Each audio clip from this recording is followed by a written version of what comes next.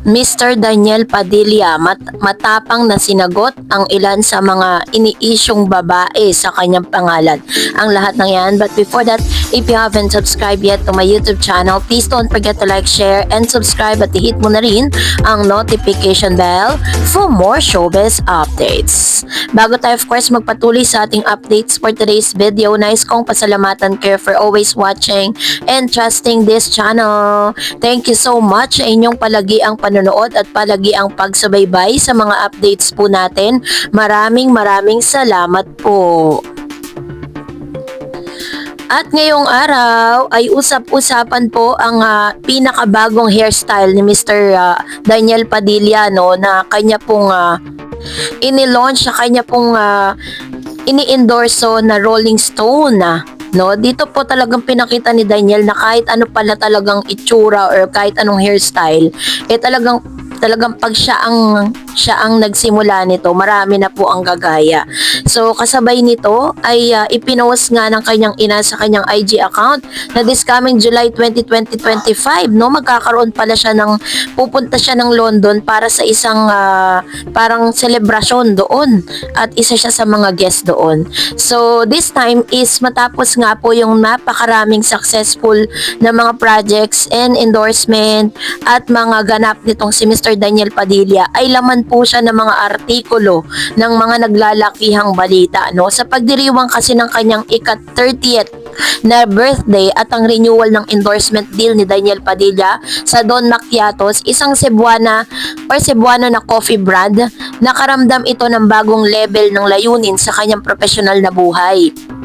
Ayon po sa artikulo, hindi na lamang pera o pagtaas ng exposure ang naiisip niya ngayon, ngunit ang values at mensaheng ipinasa niya sa publiko sa pamamagitan ng mga produkto ngayon, ngunit ang values at mensaheng ito ay kanyang sinusuportahan. Ipinahayag niya na rin na mas matibay na ang kanyang pagkatao, na tila mas mature, mas grounded at mas handa sa pagpapalawak ng kanyang impact. Alam mo, talagang kung tutuusin sa akin pong pagre-research, malaki talaga yung changes na nangyari kay Mr. Daniel Padilla.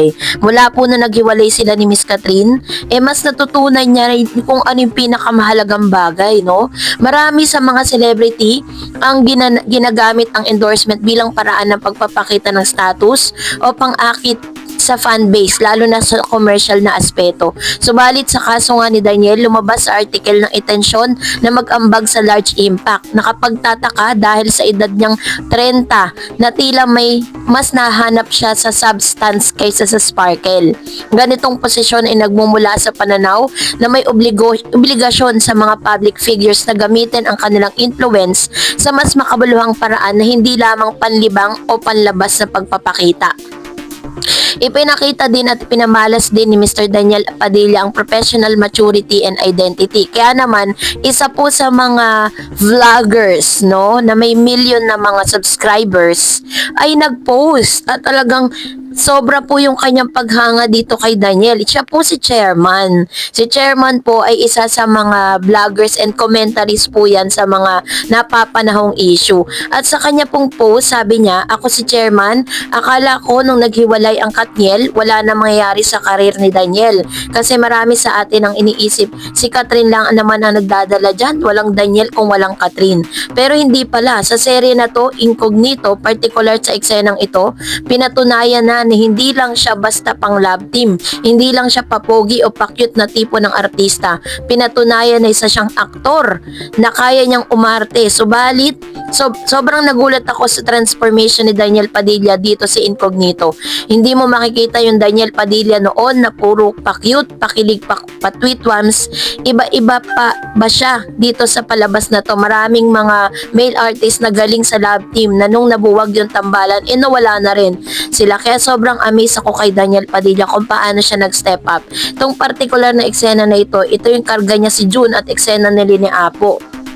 Grabe, Daniel Padilla, nailed it. Nagbigyan niya ng justice yung Andres Malvar. Kita mo yung bigat ng emosyon, hindi lang sa aksyon kundi sa mata.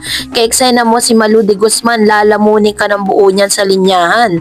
So ganito, kung napanood niyo po kasi yung isang segment na yon, grabe po yung naging impact nun sa lahat ng mga manonood ng Incognito. Kasi nakita talaga natin na nag-level up, no, itong si Mr.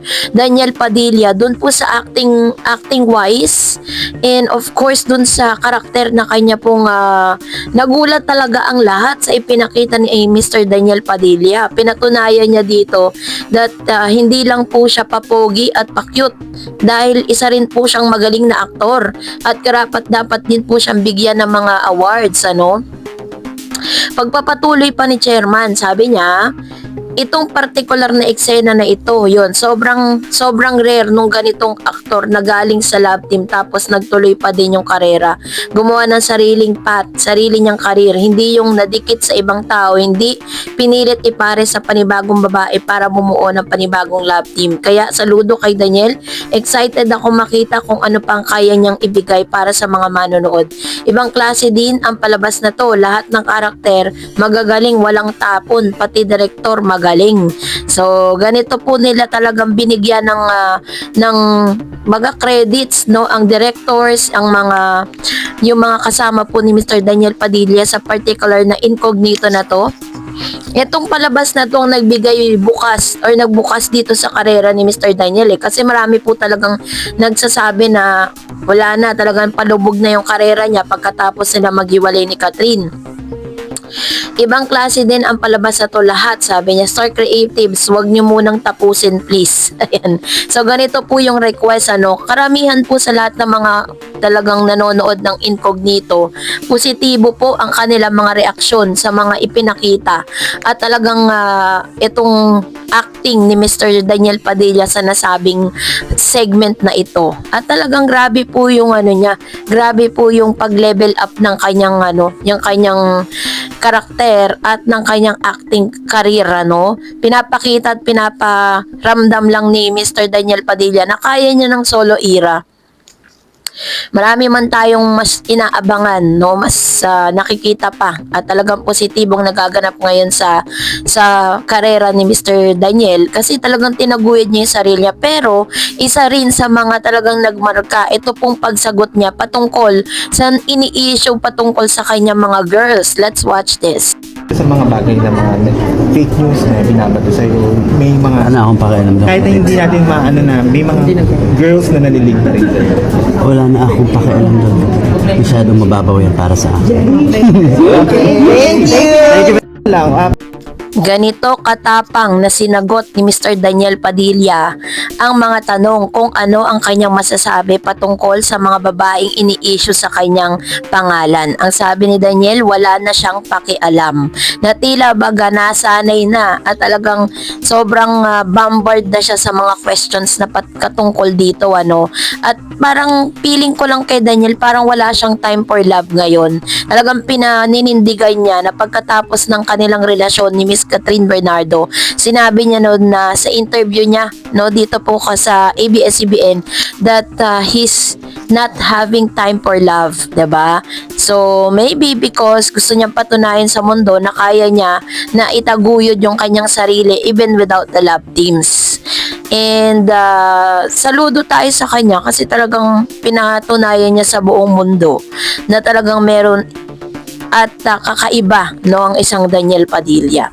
So kayo po, anong inyong saloobin patungkol dito? Comment down below. And that's it for today. For more videos and updates, please don't forget to like and subscribe, and please don't forget to follow my Facebook page, Dar Eds TV. God bless everyone!